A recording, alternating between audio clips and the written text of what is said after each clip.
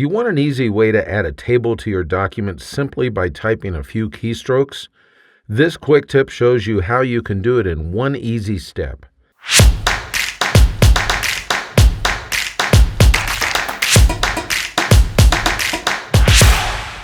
The normal way to create tables is to use the Table tool on the Insert tab of the ribbon.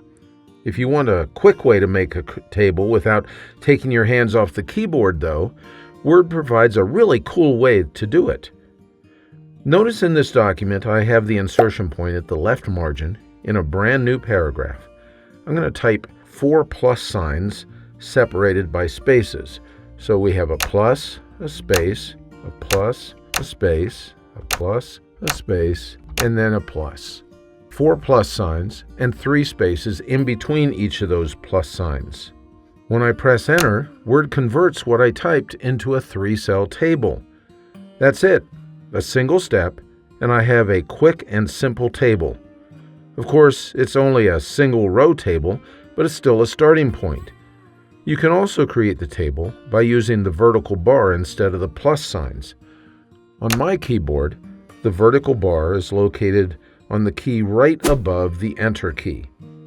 So for instance, I can do a vertical bar, a space, a vertical bar, another space, and I can keep doing this for as many cells as I want there to be within the table.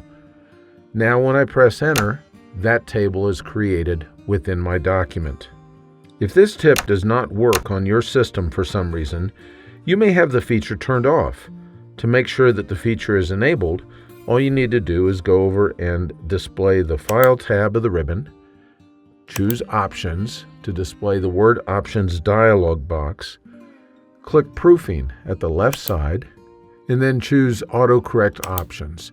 This displays the Autocorrect dialog box, and you want to display the Auto Format as you type tab.